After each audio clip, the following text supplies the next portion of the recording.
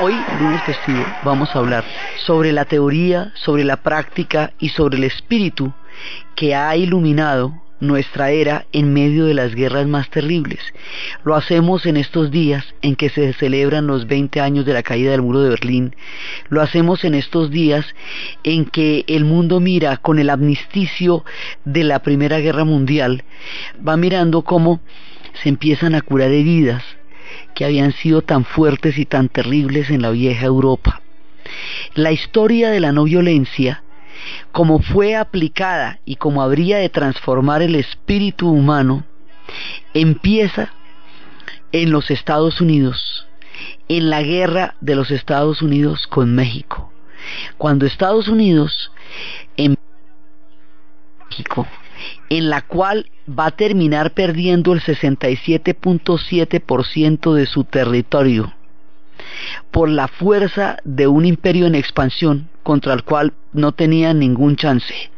En ese momento hay un filósofo, hay una corriente de personajes en los Estados Unidos que son filósofos, que son naturalistas, que son pensadores, que van a desarrollar el pragmatismo como teoría unos, es la época de Emerson. Entre ellos hay un personaje que se llama Henry D. Thoreau. Thoreau tiene una naturaleza, digamos, apacible en todos los sentidos, en el sentido de que él también va a ser un hombre, hoy por hoy sería un ecologista, porque él era el que planteaba un retorno a la naturaleza y construyó una cabaña alrededor de un lago que se llama Walden, y sobre su experiencia con la naturaleza va a escribir una novela que tiene ese nombre, Walden.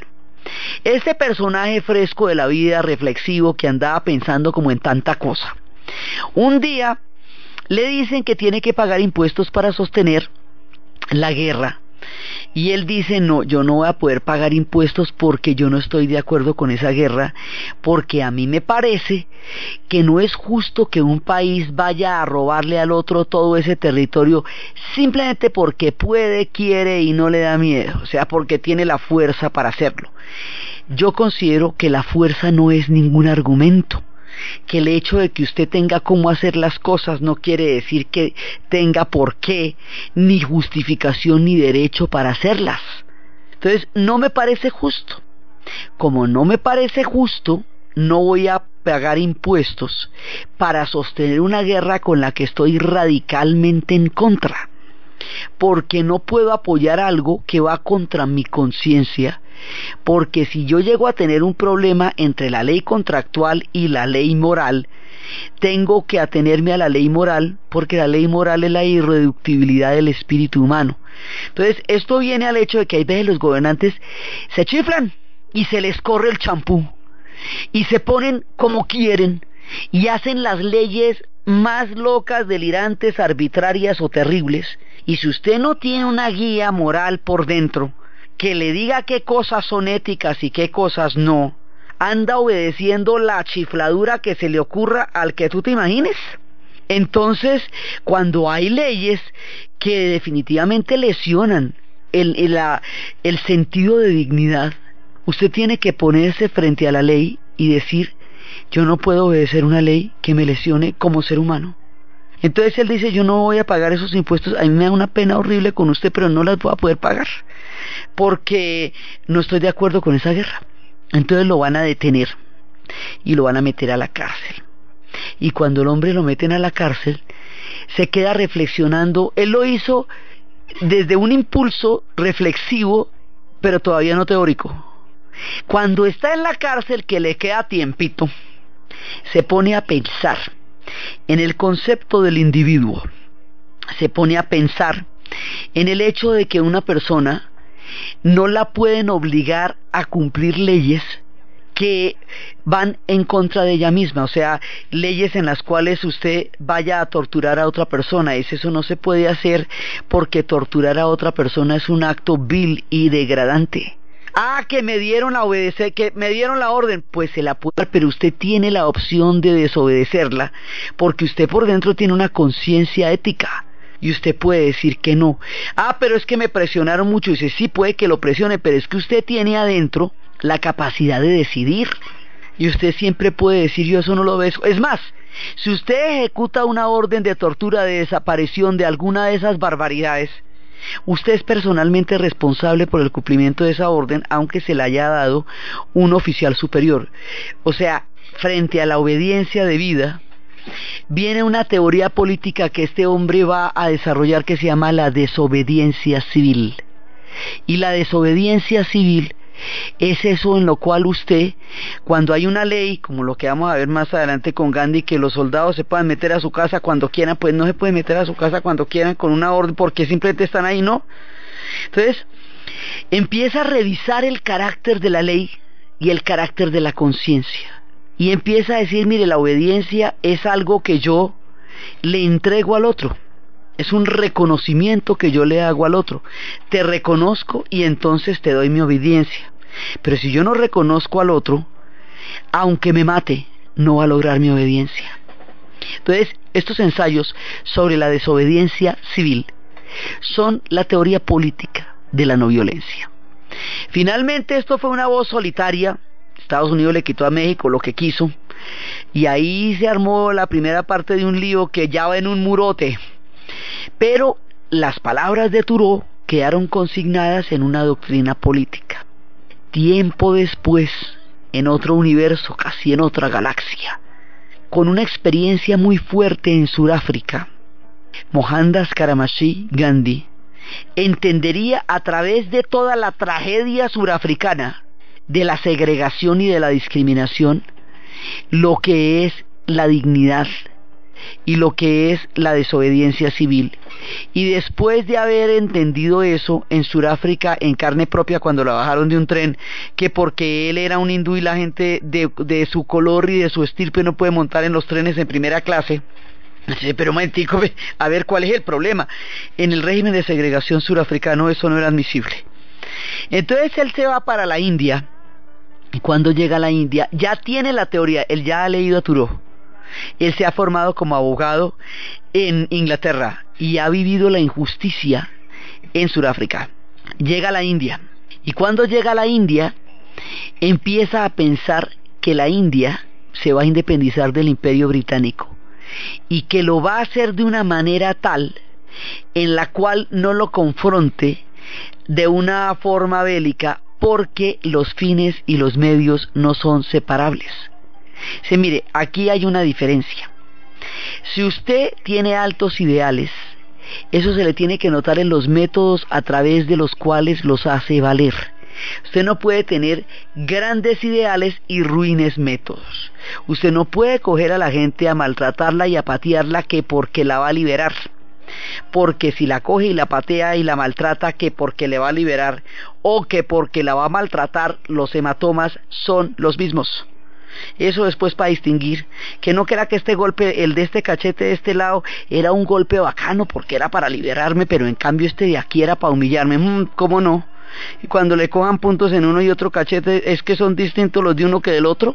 Entonces dicen, usted no se puede poner en ese plan, porque cuando usted empieza una cadena de venganzas, usted no tiene cómo pararla.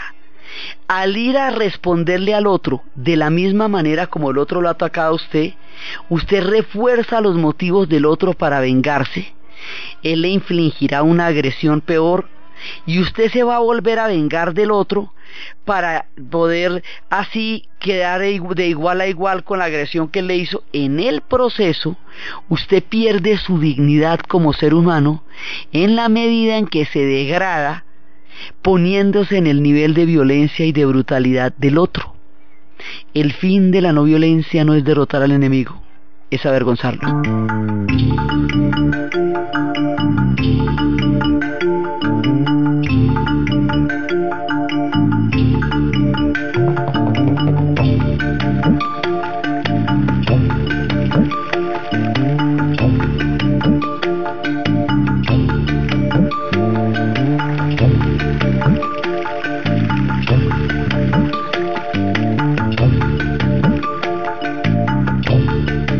Humildad como método, Gandhi va a enfrentar al imperio más arrogante de su tiempo.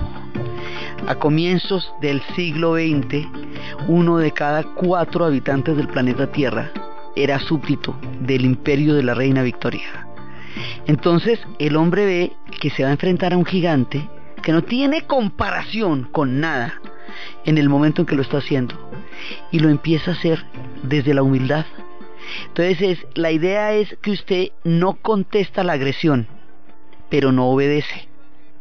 Entonces no va a obedecer leyes que a usted lo lesionan. La ley que permite a los soldados británicos entrar a la casa de la gente de la India como quieran y para lo que quieran, no la vamos a obedecer. Entonces pues ellos no les vamos a contestar, pero no las vamos a obedecer. Entonces usted empieza a empoderarse de una cosa que se llama la fuerza del espíritu. Y la fuerza del espíritu es que de mi espíritu y de mi fortaleza soy dueño yo. Usted puede maltratar mi cuerpo, pero solo mi cuerpo. A mí usted no me mueve un centímetro. Entonces Gandhi dice, hay muchísimas razones por las cuales yo estoy dispuesto a morir en esta causa, dijo él, pero ninguna por la cual esté dispuesto a matar, ninguna. Entonces en ese momento empieza, primero va a recorrer la India durante 4 años en tren, a dormir en las aldeas, a subir en los techos, a conocer todo lo que es la India. Cuando ya sabe a qué pueblo le está hablando, cuando ya no es solamente un reducto intelectual como le pasaba a los que estaban planteando la independencia pero que no conocían qué India era la que iban a independizar.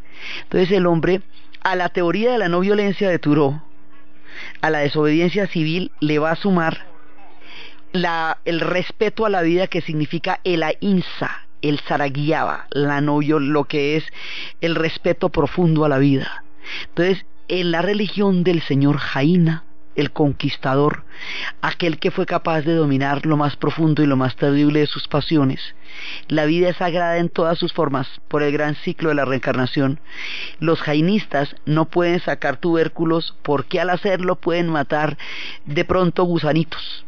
Andan con una venda en la boca para no matar mosquitos de pronto con el aliento, con la respiración. Barren el piso para no quebrar la vida de los insectos. Toda la vida es sagrada en el ahimsa. Entonces ellos respetan la vida en todas sus formas.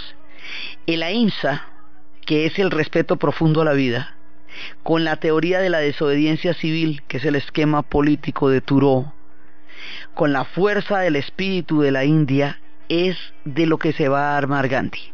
O sea, su arma es una fuerza del espíritu. Entonces él empieza a andar, además, como en el ahimsa, como en el budismo hay un desprendimiento, entonces él le pide a los hindúes y a los musulmanes que se desprendan de aquellas cosas que los han hecho dependientes del Imperio Británico. Entonces, como una parte era el monopolio de las telas, porque todo eso se fabricaba en Manchester y había quebrado la producción de las telas de la India. Entonces dice, vayan a su closet, saquen todas las telas inglesas que tengan allá, y si solamente les queda un trapo para vestir sobre el cuerpo, una vez hayan hecho eso y las queman, las van a quemar todas, llévenlo con dignidad.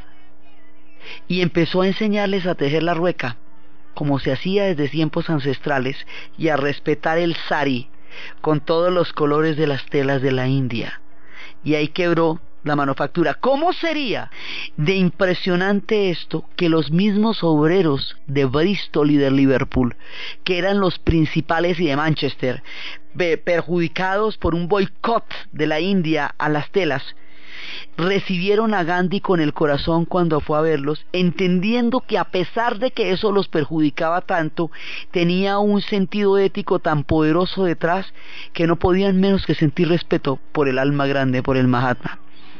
La marcha de la sal fue la que lo universalizó en el planeta, porque es que la India tiene 6.000 kilómetros de costas, y la sal era un monopolio que había que pagarle a los ingleses en una época en que no existe la refrigeración, razón por la cual solo la sal conserva los alimentos en unos climas que se manejan temperaturas de 40 grados, 50 grados. Entonces él va caminando hacia el océano Índico, y en la marcha se van sumando y se van sumando hasta que son casi ya millones, miles y miles de personas y el ejército británico se para golpeando a la multitud que va a sacar la sal del mar, y la multitud da paso a la siguiente oleada y a la siguiente oleada sin responder ninguna agresión. Las mujeres van recogiendo los heridos y los van curando mientras viene la siguiente oleada. Al cabo de 8 horas de estar golpeando a la gente, el ejército exhausto ya no puede más contra una fuerza que simplemente se manifiesta en que no pueden hacer retroceder el espíritu de esta gente, porque sus palos no significan nada frente a la fuerza del espíritu que están enfrentando. Y Gandhi saca la sal del mar, y ese puñado de sal es lo que empieza la quiebra del Imperio Británico. Entonces los ingleses le decían: bueno, pero ¿usted qué quiere? ¿Que nosotros nos demos media vuelta y nos vayamos? Y pues sí, al final eso es lo que van a terminar haciendo. Entonces empieza a desarrollar una teoría en la cual la verdad se impone por el contenido ético que tiene. O sea, lo que yo le digo tiene una fuerza de verdad porque conmueve los sentimientos del otro. Entonces trata la arrogancia con la profunda humildad. Entonces empieza a darle a la gente una dirección espiritual. Ahora él dice: si yo llegara a estar equivocado, como esto es una decisión individual, cada una de las personas que me sigue porque así lo quiere. Si yo estoy equivocado, el que paga las consecuencias de mi propio error soy yo sobre mi cuerpo. Pero cuando usted hace una guerra convencional, está mandando millones de hombres a la muerte, y si su guerra no tiene sentido, usted será responsable por la muerte de miles y millones de personas. Entonces eso es diferente. Entonces Gandhi empieza a desarrollar un sentido de enaltecimiento del espíritu, y ese sentido de enaltecimiento del espíritu le va a dar la vuelta al mundo. Y este hombre, con el cayado, con su palito y con su trapo, recorriendo la India para sacar sal del mar, desde la más compleja y profunda simplicidad, va a quebrar al Imperio Británico, lo va a hacer irse caminando de la tierra que había sido el corazón de todo el proyecto imperial durante toda la época de esplendor del Imperio Británico, porque su fuerza es más grande que todos los tanques y que todas las armas y que todo el aparato colonial que habían tenido los británicos, porque su fuerza emana del espíritu. Entonces el hombre crea un referente ético frente a la humanidad en la práctica, ¿sí? O sea, es capaz de mostrar que frente a las guerras mundiales y frente a la violencia y frente a todo, hay otra manera de resolver las cosas. Cuando Inglaterra va a estar en el peligro terrible de la Segunda Guerra Mundial, defendiendo solita al mundo contra los nazis en un heroísmo increíble, él dice: no tiene honor quien ataca a un enemigo en peligro. Mientras Inglaterra esté en la hora más oscura de su historia, la India para la campaña de independencia, y la paran. Y la paran, no solamente la paran, sino que esperan a que resuelvan sus problemas, y después, cuando la paran, ya cuando Inglaterra sale victoriosa, exhausta y victoriosa en los últimos 2 años, ya lanzan la independencia y la consiguen. Y esto va a generar un respeto tan grande entre los ingleses y los hindúes, que hoy por hoy hay entre ellos profundas relaciones. Esa independencia ganada así no deja heridas. Tampoco empeñó el país en una cantidad de compras de armas, de hombres, de mercenarios que hubieran sido impagables después, y con quienes hubiera quedado endeudado quién sabe hasta cuándo. Lo que inspiraron fue un profundo respeto, porque lo que tenía este hombre era la rueca, el callado y el espíritu claro de qué se trataba eso. En otro horizonte, en otra parte del mundo, algún tiempo después, cuando el sur de los Estados Unidos estaba sometido a la más profunda segregación, cuando todas las bancas para los parques, los árboles, las calles, las escuelas, las bibliotecas, las universidades, las iglesias, todo estaba segregado bajo una consigna que se decía: separados pero iguales, en una tierra que le dio al mundo la primera constitución que reconoce la igualdad de todos los hombres ante la ley, en una tierra donde las enmiendas constitucionales le dicen a usted que usted no puede declarar en contra de sí mismo, en una tierra donde todos los elementos políticos que la constituyen son la formación del Estado de Derecho.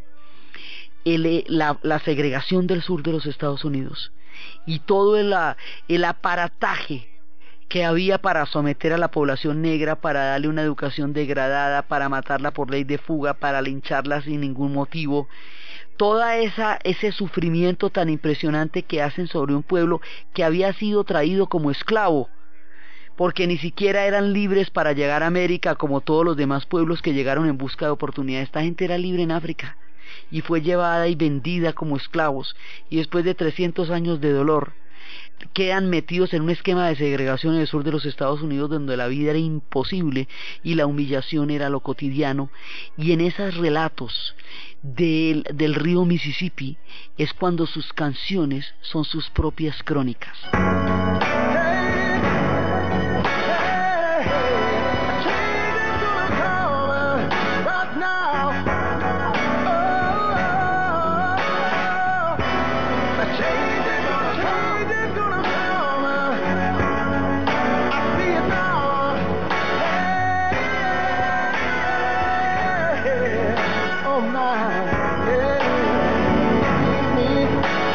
Yo nací en un pequeño pueblo en las orillas del río, en una tierra al sur, y empieza a contar las humillaciones, la tristeza, la manera como se dirigía a sus hermanos en busca de un consuelo, la forma como, a pesar de lo dura que era la vida, no tenía de todas maneras miedo de morir, pero esperaba que las cosas cambiaran de alguna manera.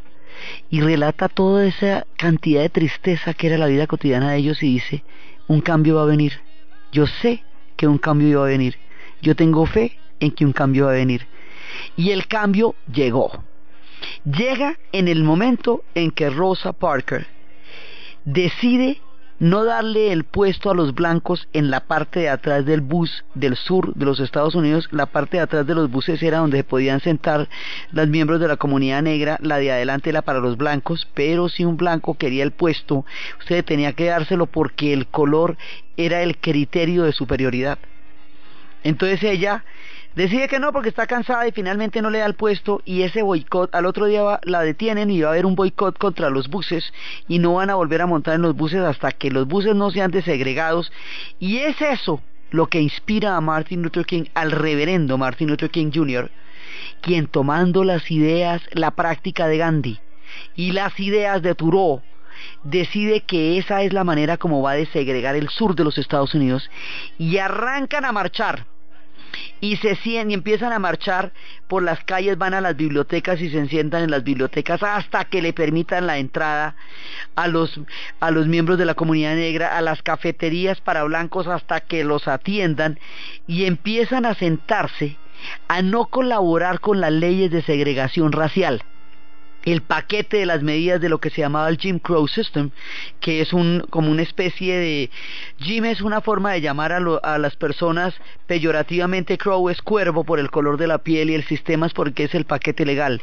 Entonces esas leyes no se obedecen, porque son leyes racistas, degradantes, porque no dejarlo entrar a usted a una cafetería porque es negro, no atenderlo porque es negro, porque dejar morir a una mujer como la cantante de jazz Bessie Smith en la puerta de un hospital para blancos después de haber sido atropellada por un carro, dejarla desangrar porque el hospital es para blancos.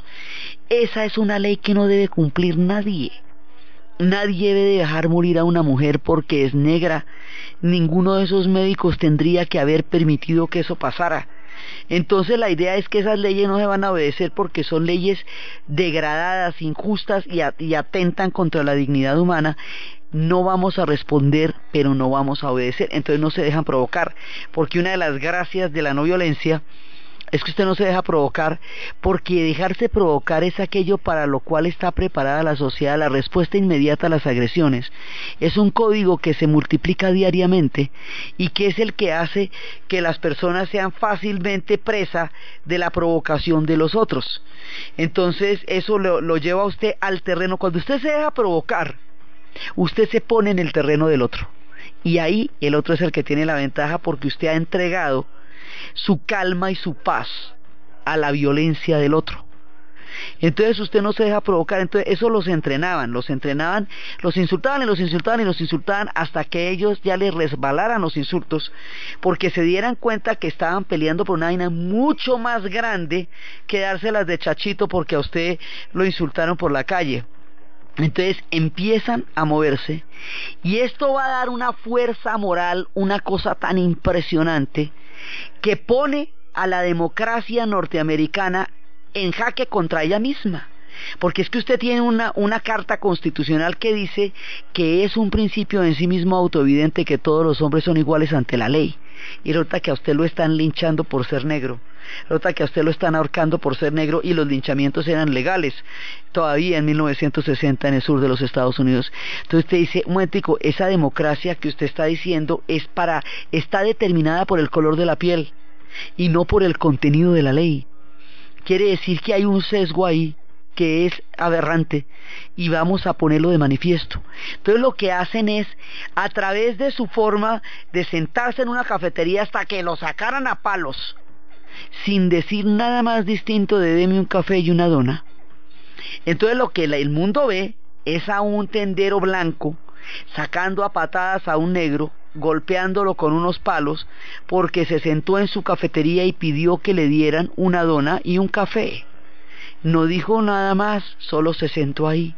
Entonces esto no tiene ningún tipo de presentación, porque usted lo que hace es, usted no ataca al otro como ser humano, usted pone de manifiesto lo injusto de su comportamiento.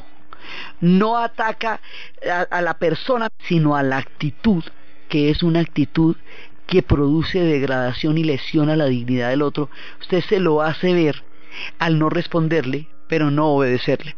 Entonces ellos ni lo van a golpear, ni le van a destruir la cafetería, ni le van a insultar, pero no se salen de la cafetería hasta que no los atiendan. Y a ver, entonces empiezan a buscar una manera en la cual empiezan a construir una armonía entre ellos mismos, porque para esto hay que ser hermanos, porque en lo que se van a meter es muy bravo. Entonces empiezan a plantear cómo deben entrar a discutir en un terreno en el cual puedan hablar entre ellos mismos, en el cual no deban maltratarse ni tratarse con brutalidad, porque usted no puede estar haciendo una campaña de estas y cascarse con el de al lado, porque entonces no está siendo coherente. Y es en ese momento, es en esos años en que Marvin Gaye hace una canción contra la guerra, contra la violencia intrafamiliar, contra las relaciones que están mediadas por la agresión física o verbal, y se pregunta qué es lo que pasa. Dice, hermano, padre, no nos peguemos, no nos matemos, no nos insultemos, no nos brutalicemos, hablémonos con ternura y averigüemos qué es lo que está pasando para podernos entender.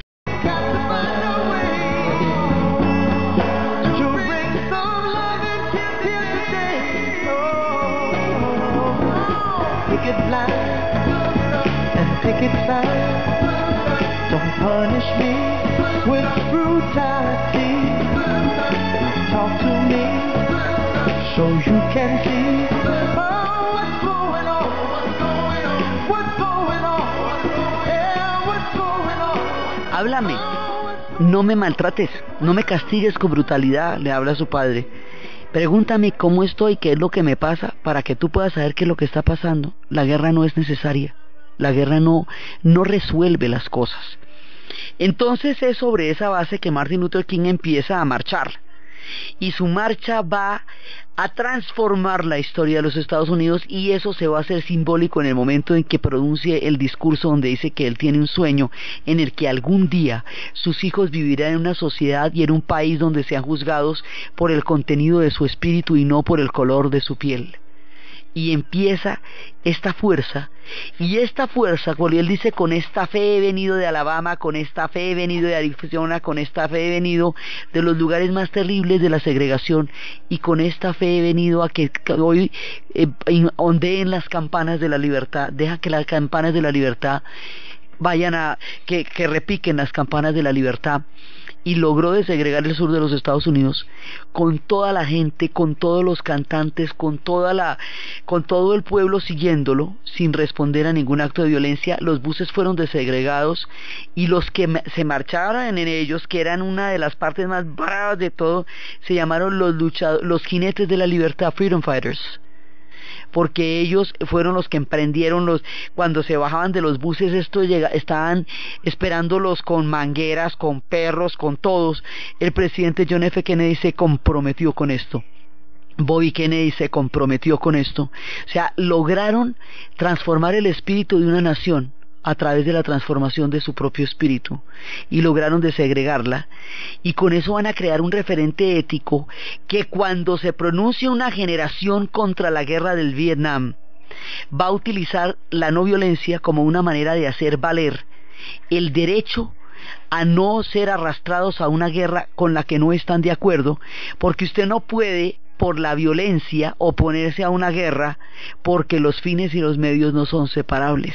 Entonces va a crear un referente ético tan grande. O sea, estos son cadenas de referentes que van a hacer que las siguientes generaciones en otras sociedades o en otros tiempos puedan escuchar estas voces y resolver sus conflictos de una manera en la cual no se llenen de sangre, heridas y venganzas.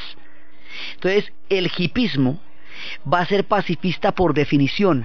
Van a ser objetores de conciencia, no van a pelear en Vietnam, van a predicar la paz y el amor, van a hacer el amor y no la guerra, van a ser los hijos de las flores, porque las flores son el símbolo de la paz.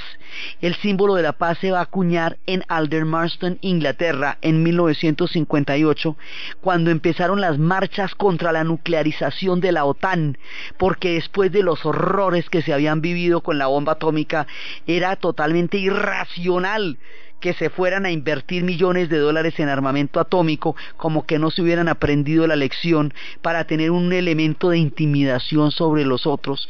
Entonces el Comité de Desarme Antinuclear generó un logo que es el símbolo de la paz. Ese símbolo de la paz lo van a enarbolar los hippies para oponerse a la guerra del Vietnam.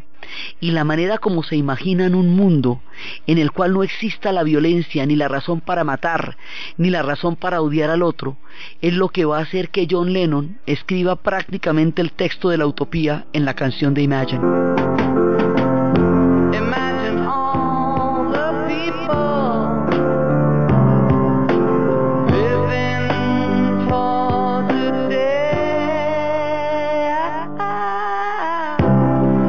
Imagine there's no country. It isn't hard to do. Nothing to kill. Es una imaginación. Imagínense que no hay cielo, que no hay infierno. Imagínense que estamos todos juntos, siendo capaces de convivir. A ustedes les puede parecer que yo soy un soñador, pero no soy el único.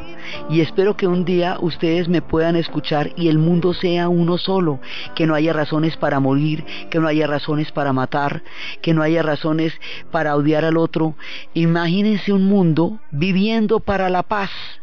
Entonces los hippies dan esta mención de paz, y John Lennon, que escuchábamos al principio con Dale a la Paz una oportunidad, dedica toda su popularidad y todo su estrellato y todo el fenómeno mediático que se pusieron los Beatles y supone él con Yoko Ono, hacer un llamado de paz al mundo. Dice, bueno, si igual todo el mundo va a estar encima de mí, mirando cada cosa que hacemos, y vamos a tener esta atención de los medios, que esa atención de los medios los lleve a reflexionar sobre la paz, y que tenga un sentido todo ese fenómeno de seguimiento que tuvo la vida de John Lennon.